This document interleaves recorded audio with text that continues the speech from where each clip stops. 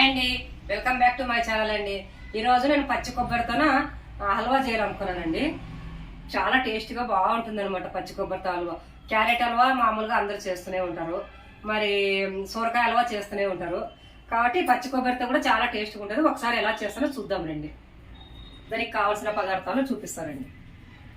ఇదిగోనండి పచ్చి కొబ్బరి తురిమి పెట్టేసుకున్నాను. ఇదిగో పచ్చి కొబ్బరి, బెల్లం, ఇదిగో జీడిపప్పు, బాదం పప్పులు అన్నీవి, కొద్దిగా యాలకుల పొడి, కొద్దిగా నెయ్యి, కొద్దిగా ఫుడ్ కలరు, అంతేనండి. వీటికి కావాల్సినవి ఇంతే. ముందుగానే ఇట్లా కొబ్బరి అంతా తురిమి పెట్టేసుకుందామండి. మొత్తం కలిసి తురిమి పెట్టేసుకొని మిక్సీ పట్టేస్తాం దీన్ని. మనము 2 కప్పుల కొబ్బరి అయితే 1 కప్పు బెల్లం అనమాట. అట్లయితే స్వీట్ కరెక్ట్గా సరిపోతుంది. మిక్సీకి ఎక్కువైతుంది, 2 సార్లు వేసుకుందాం. ఇదిగో 2 కప్పుల కొబ్బరి ఉంది, 1 కప్పు బెల్లం అనమాట. ఇది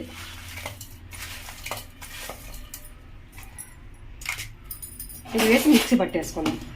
ఇదిగో మిక్సీకి వేసిన తర్వాత ఇలా అయిపోయింది చూడండి మొత్తం. ఇదిగా ఇలా మొత్తం మిక్సీకి బెల్లము కొబ్బరి తురిమి పట్టే లోపల ఇట్లా ముద్ద మాదిరిగా అయిపోతుంది.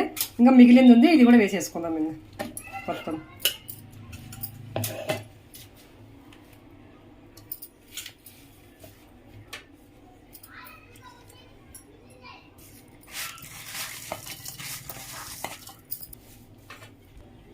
ఇదిగో మొత్తం మిక్సీలో పట్టడానికి ఇలా అయిపోయింది చూడండి. ఇదిగో మనమంతా పూర్ణం మాదిరిగా అయిపోయిందంట. భక్షాలు చేసుకుంటాం కదా, దాని మాదిరిగా పూర్ణం మాదిరిగా అయిపోయింది అనమాట. ఇది పక్కన పెట్టేసుకుందాము. ఇప్పుడు స్టవ్ వెలిగించి బాండి పెట్టి స్టవ్ వెలిగిద్దాము. ఇప్పుడు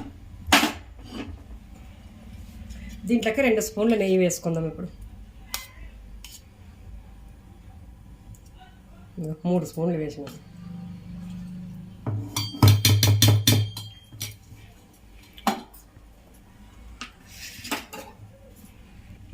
ఇదిగో నెయ్యి వేడెక్కిపోయింది, కరిగిపోయి ఇదిగో దీంట్లోకి వేసి వేయించేసుకుందాం. ఇప్పుడు ఇదిగో జీడిపప్పు, బాదం పప్పు అన్నీ వేసేసాం కదా, ఇలా వేయించుకుందాం అనమాట. ఫస్ట్ ఇది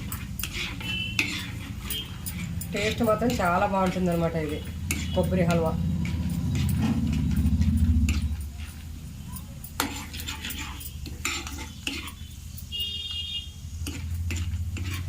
ఎప్పుడు ఒకే రకంగా లేకున్నట్లు అప్పుడప్పుడు ఇట్లాంటి వెరైటీలు కూడా చేసుకుంటుంటే బాగుంటుంది అనమాట.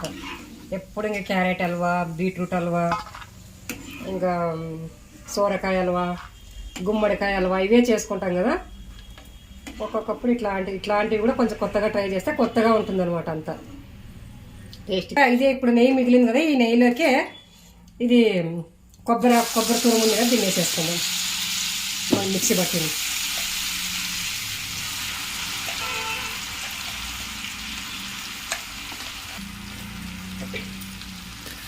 కొబ్బరి, బెల్లము అవన్నీ మిక్సీ పట్టి వేసినాం కదా, తురిమిన కొబ్బరి అన్నీ బట్టి ఈ నెయ్యిలోనే దీన్ని బాగా ఇట్లా వేయించేసుకుందాం అనమాట. వేయించుదాం అనమాట. ఇది బాగా ఇదంతా బాగా ఇట్లా వేసుకొని దీన్ని వేసుకొని వేయించుకుందాం అంత మొత్తం. ఇది ఈ నెయ్యిలోనే బాగా దగ్గర పడే వరకు. ఇది మొత్తం బెల్లం అంతా పాకంలో వేసినాం. ఇది బెల్లం కొబ్బరిలో వేసినాం కదా, పాకం వచ్చేదాకా వేయించుకోండి అనమాట కొబ్బరి. ఇది దీంట్లోకి కొద్దిగా ఫుడ్ కలర్ కూడా వేసేసుకుందాం, కొద్దిగా ఇంకా లైట్గా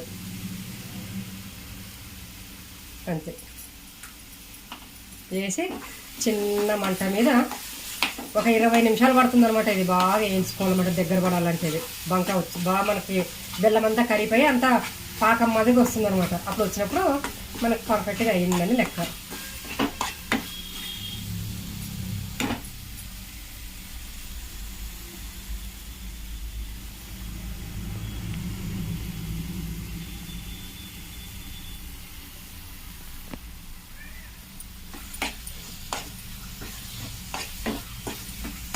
బాగా 20 నిమిషాలు బాగా వేయించుకోవాలి మరి చిన్న మంట పెట్టి.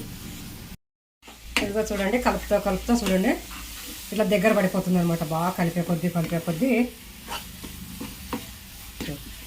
దీంట్లోకి ఇంకా అప్పుడు 3 స్పూన్లు వేసి అవన్నీ వేయించుకున్నాం కదా. ఇప్పుడు ఒక 2 స్పూన్లు నెయ్యి వేసుకుందాం లాస్ట్లో.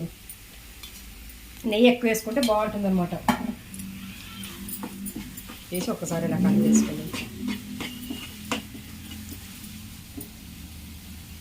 ఇదిగో యాలకుల పొడి,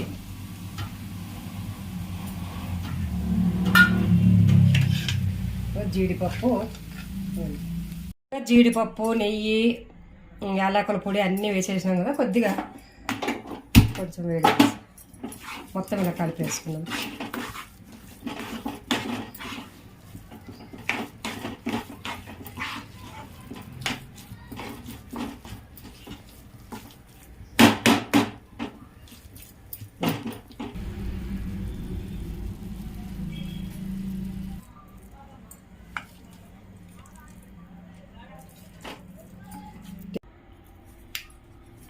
ఎలా ఉందో టేస్ట్ చూద్దామండి ఇప్పుడు.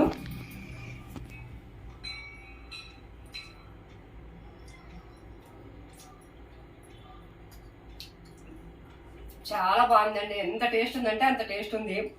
చాలా అద్దరిపోయేటట్లు ఉంది టేస్ట్ కూడా. బాగా నెయ్యి, జీడిపప్పు, పచ్చి కొబ్బరి అంత టేస్ట్ ఉంది.